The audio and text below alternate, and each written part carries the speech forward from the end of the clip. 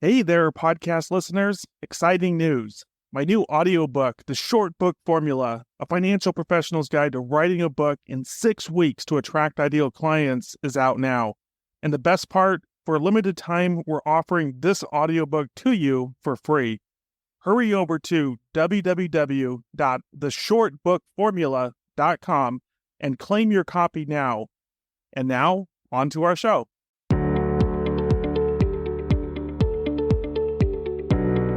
Welcome, everyone, to another episode of the $1 Million Producer Show. Today, I have a special guest for us, Maree Torrey. Hello, how are you doing? Hello, I am doing very well today. It's Friday, so that always puts me in a good mood. 100%. Now, Maree and I have been business partners for a while, but normally she's behind the scenes. Today, she's at the center stage of everything. As I'm saying that, I'm thinking, I think we might have our business plan wrong. I think I should be behind the scenes, just given our general attractiveness. You should be in the front. I should be behind the scenes. Why is this not in that order? I don't know. Maybe we have to go back to the drawing board on that one. Than I know. What is it? So today we're going to be discussing something really cool that we've been working on and perfecting, and now we're ready to really bring out to a larger audience, which is our Authority Accelerator Program. And I'm just going to bounce it over to you. So just at a very high level, what is our Authority Accelerator Program? Who's it for? And what problems does it solve or seek solutions does it provide? The way I see it is that it's part of a natural progression. Like one of the challenges that we faced ourselves and that we see our clients face that we've solved, really, we both started out solving these things for ourselves first, and then realized that we could utilize these methodologies and approaches to help our clients as well. Really, this evolved. This has been an organic evolution. And the reason is because most of us are faced with the challenge of differentiating ourselves in the marketplace, of making sure that we are not lumped in with the competition. Especially in the financial services industry, we see people, it's like there are studies that show that financial advisors, for instance, CPAs as well, for the most part, the general public sees you as a commodity.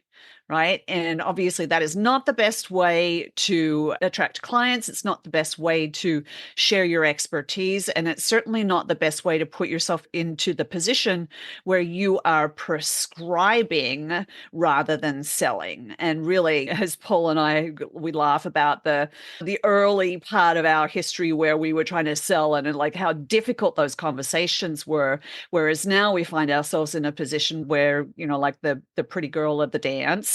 And we're like, why should I want to work with you? Or we hear ourselves having people say, can we work with you? I hope you've got enough time to fit us in.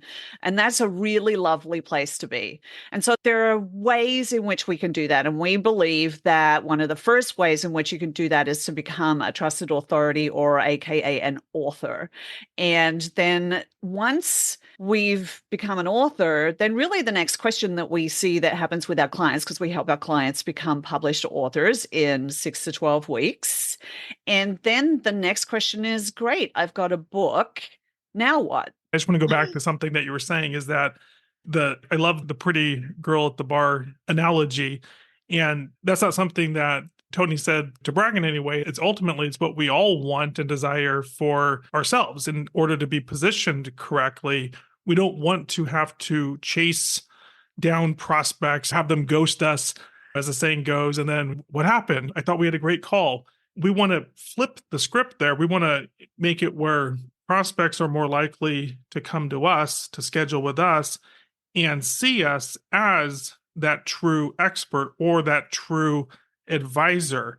And when you get that positioning down correctly, which I would say anyone can do, there might be an exception out there. I think there's a step-by-step roadmap for this. But when you do that, it's such a night and day difference. I can't help but to jump in and share a story where I think I first fully achieved that for myself. We're all salespeople, but it's how you position yourself that makes all the difference. And this goes back maybe 7 or 8 years, but I was speaking to a room filled with very high level insurance agents. So they're part of an elite producer group. And to be part of that, I think they had to pay like $25,000 a year. And I was brought in to talk about my then LinkedIn program.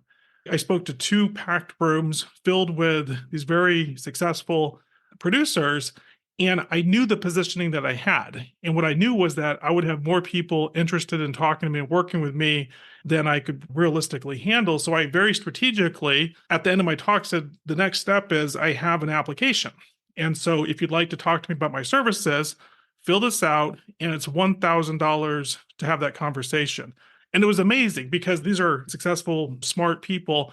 And they're like, so what you're saying is that I have to pay you $1,000 to speak with you? I was like, again, not trying to be arrogant, but yeah, the reality is that there's a lot of people that are interested, and we just want to make sure that there's an alignment and that you're genuinely interested in discussing. And of course, there's a refund, right? If we don't do anything, we'll give you your money back. Despite the grumbling, and he's like, what? I got to stack this thick of people coming in and giving me their credit cards and all those things and doing it. But that was my first real experience of having that positioning and just knowing the power that you have in your hands. And that's where I love that pretty girl at the bar analogy, is that when you're like the one pretty girl at the bar, and you got a bunch of dudes there, the power that you have in your hand. And so that's what we want for you. And that's what our Authority Accelerator Program, which we'll continue talking about, is all about helping you achieve. I know I interrupted you. So Tony, person's okay. I know I'm a guy, most likely. That's just the reality of financial advisors. Mostly are guys, for better or worse. They're like, I want to be the pretty girl at the bar. How do I do this? What's next? So we've published the book, right? Then we're at the what's next phase. We're of the opinion that the next thing, the thing that will then put your book on steroids, is the capacity to get out there and speak about it. Now, that can mean going out to a local in-person or even national in-person conference or something like that. It could be webinars, it could be all sorts of things. But what we believe your next best option is to become a guest speaker on other people's podcasts. So a guest on other people's podcasts, how is that different or unique from hosting your own podcast, which I think is pretty popular nowadays? It is really popular. And you and I both host our own podcasts, and we love doing that. And what we can tell you from experience, it's a lot of work, and it most of the time requires showing up consistently week after week.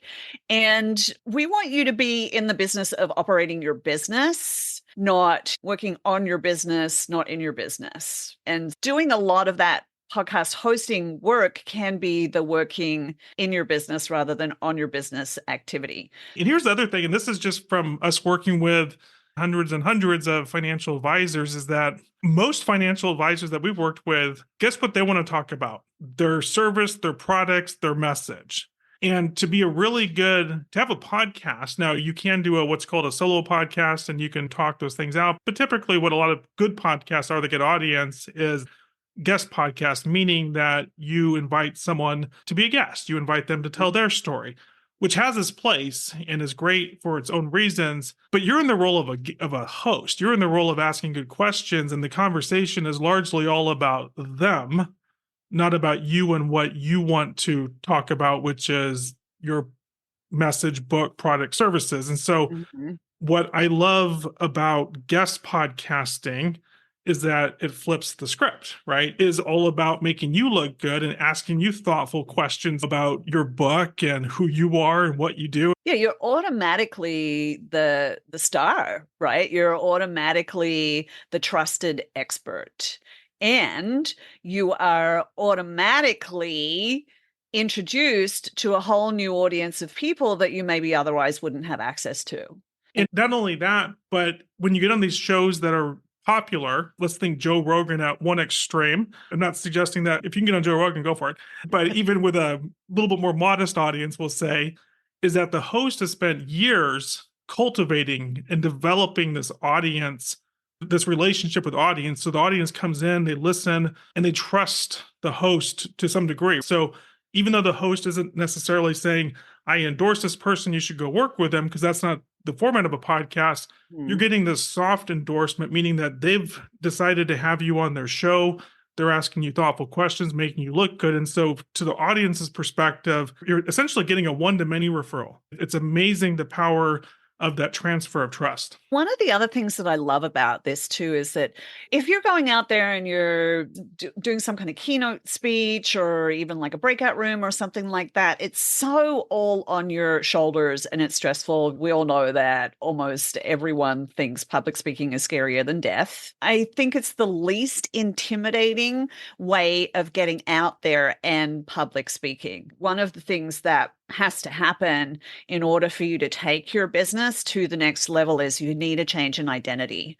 And so one of the things that we notice is that when we work with our clients to help them author and publish a book, that one of the first things that happens is that their identity, how they see themselves, changes, and how the rest of the world sees you changes as well, which is one of the reasons why we love creating this synergy between the books and the podcast guesting, because the book becomes a door opener to better, higher quality podcasts and a certain level of kind of respect and authority that you're perceived at because you have the book. So it's the combination of these two things that becomes so powerful. And then obviously we leverage a few other things like LinkedIn and all those things as well. Another really cool thing about guest podcasting, especially when you have a core message such as your book, is that it becomes simple. And I use that word deliberately, simple, in that you have, typically on a podcast, you have about 30 minutes with the host. You give them questions in advance so they know what to ask you. They're looking to make their life easy. They're making to look your life easy, and they want to know what to ask you. And what you find is that you start essentially saying the same things over and over because you have a core message that's condensed down to about 30 minutes, and you get really good at it. You get really polished at it because you're telling your stories, you're seeing reaction, you're getting better at delivery, etc. But it's also incredibly simple because essentially my preparation before I do my guest podcasting, before I go on someone else's podcast, is I'll listen at high speed one of my past podcast just to refresh my memory of what I said. And that's essentially my preparation. Sometimes I do that, sometimes I don't. You don't have to spend time struggling, thinking about, okay, what do I say? And this, that, and the other, is that it becomes a very simple process where literally the biggest constraint or obstacle a lot of people that we talk to have is I just don't have the time. I'd love to do that. I'd love to build my authority, my influence, et cetera. But where do I find the time? And so once you get into the guest podcasting phase, you literally 2 hours a month, 1 hour apart, in where we book you on these shows. You show up, you have this amazing conversation all about you and about what's important to you, the book, etc. And you leave motivated, inspired, excited. The host then goes and publishes it. And then once that happens, we get it and we promote it on your social media. And we take your LinkedIn, we create a media page for you. So when people look at your website, they're like, wow, this person has a media page. We create video clips, we create newsletter, we create emails. And so two things are happening. One, you're getting exposure to this wider audience of people who never heard about you before. And so that creates immediate new opportunities. But secondly, we don't stop there. We then take that material and we repurpose it and remarket it back to your existing audience, whether it's through email, whether it's through LinkedIn, whether it's through other social media. And you're able to accomplish all of that once you have your book in place with simply 2 hours a month of your life. It's the most rewarding, literally. I mean, I do this myself as part of my own marketing, and it's literally the most highest ROI activity that there is. It's just hands down the most rewarding, energetically, just from psychological reasons, but in terms of the actual ROI, I get the most high quality appointments on my calendar as a result of doing this. And when I say that, it's not just the number of appointments, but it's actually the people that come on. I love these conversations because they're complete strangers to me up until that point, but they heard me on someone else's podcast. So a week ago or a month ago, I was a complete stranger to them. They then proactively took the time to either get my book or immediately book with me. And when they show up, they already know my story. They already know things about me. They already know what I do. And so it's not this cold conversation that I'm trying to, build trust. It's really, we can skip a lot of that and go directly into how can I help? Yeah, they're absolutely a warm prospect by this stage.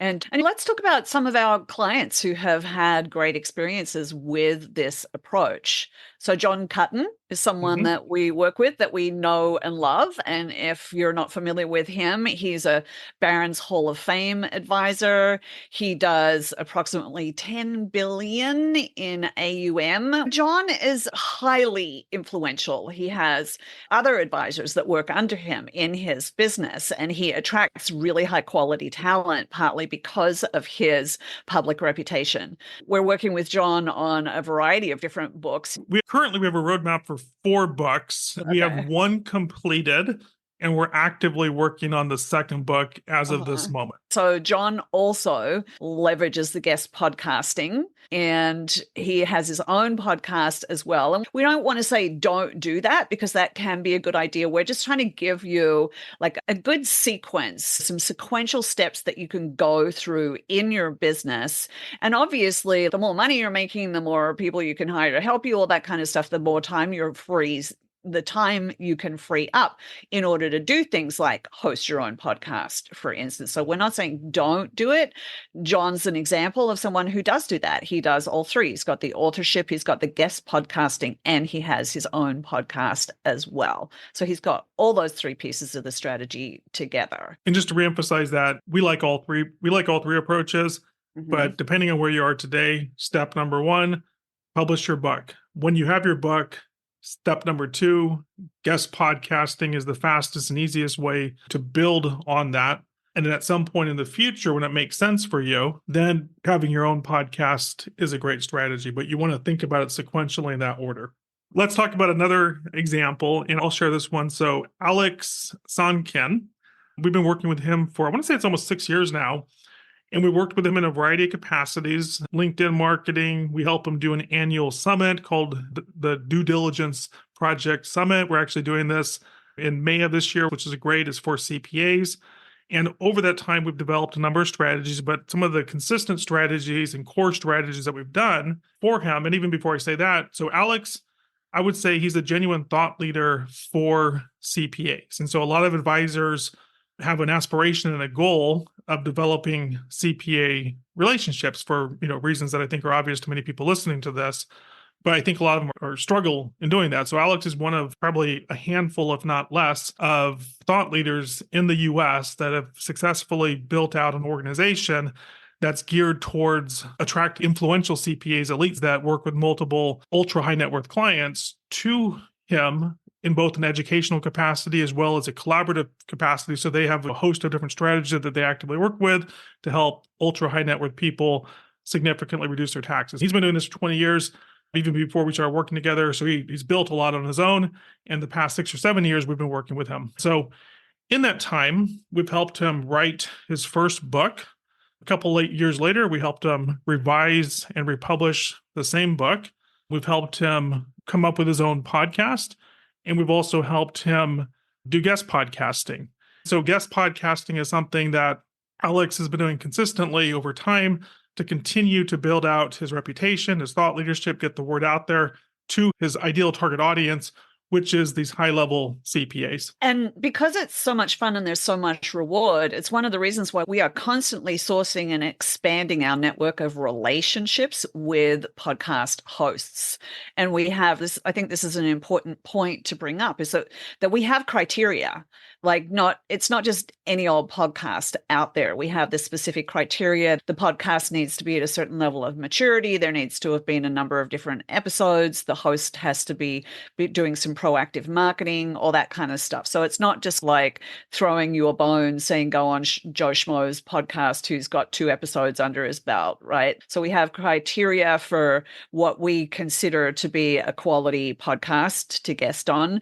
And we're constantly expanding and evolving our relationships and finding more of those people so that you can continue to have these conversations in your target market of choice. This is something that to get on the best shows typically requires a relationship.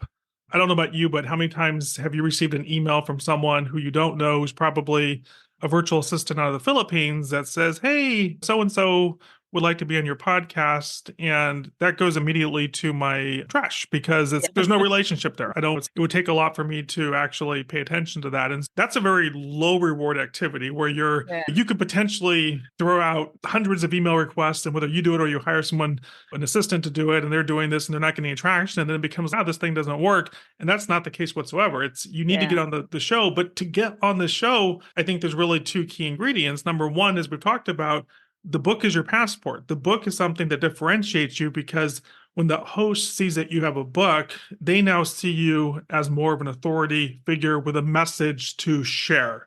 They don't see you as a salesperson. They see you as an educator, and they want to educate their audience.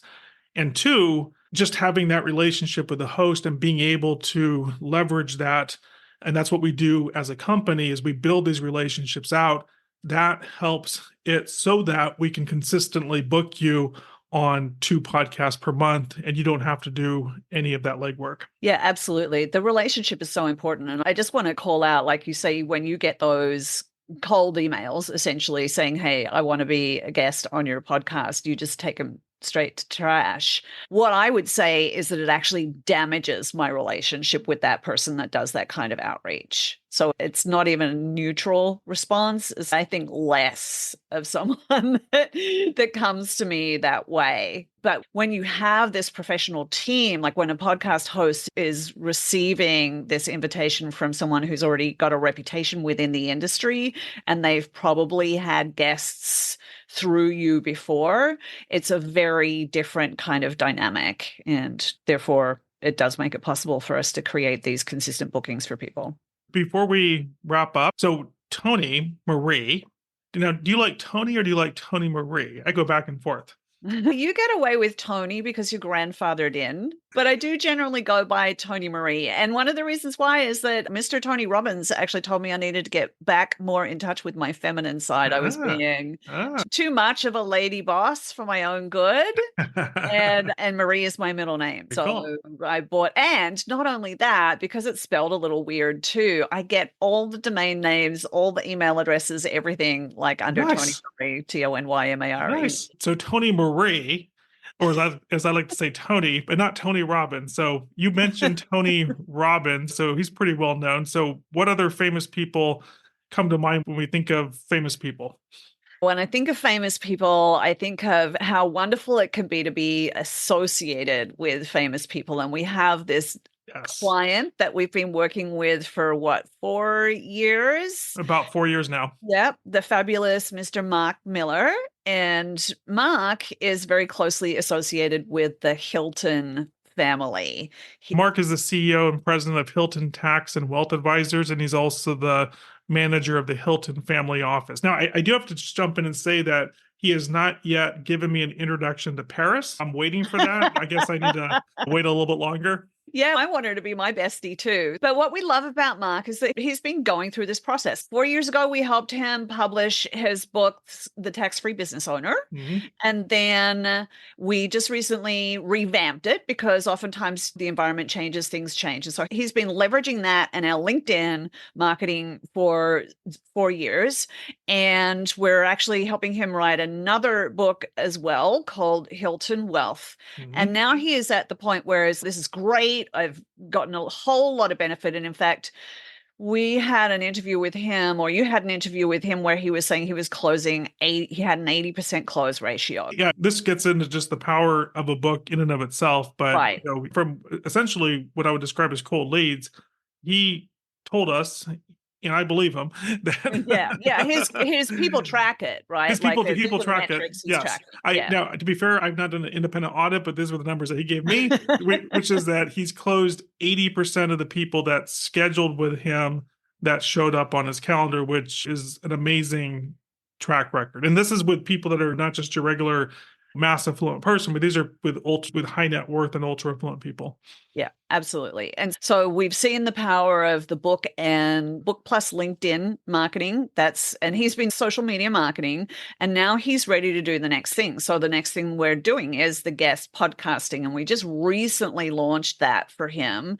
Paul, what are you seeing so far in terms of his results? Yeah, it's interesting. He's just starting out the gate on it. And so far I've watched his first interview that he's done.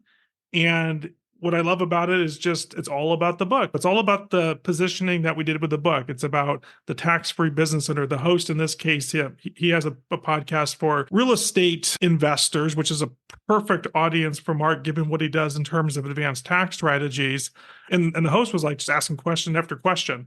And of course, what I love about our strategy is that really in that conversation, you have some of your core strategy, your core, I'd say, talking points, stories, examples. But at the end of the day, it's all about, hey, you want to learn more? Go to my website, get a free copy of my book. Feel free to schedule a call. And so just that bridge from I'm talking to a new audience who is hearing about me for the first time, and you add in that, I would say, warm referral because of the host and the relationship that they have with the audience. And then if you're compelling enough, which of course he is and many of our clients are, you have this clear bridge to the next step is go get a free copy of my book. And along the way, schedule a call with me. And it's just a beautiful approach to positioning yourself as authority, building your influence. And ultimately, when the person schedules on your calendar and they're taking the action, it's such a warm prospect because they already see you as the authority and expert. Yeah. And just a thought that's come to mind too, one of the things that our clients often leverage is the capacity to, at the end of the interview, offer listeners a digital copy of the book or an audio version of the book. We usually help our clients set up both the digital and an audio version of their book. And so that can be a very high value ethical bribe. People perceive those things as very high value. And so the opportunity to get people on your list, to continue your relationship with them, communications with them. One of the things that we do in the Authority Accelerator is actually help write email content for you to send out to people that are subscribed to your list. And yeah, it's this interactive engine where all the piece parts come together to just create this amazing sales machine. 100%.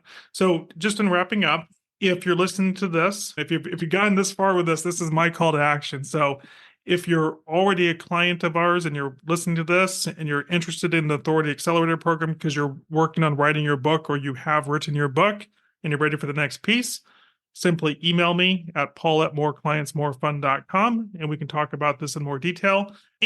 Or if you're an author already, but you published your book somewhere else, whether you're self-published or you published with Forbes or another company, and you want to now, you're like, hey, I published my book. I need to get more promotion out of this. And you're interested in the strategy of guest podcasting and marketing.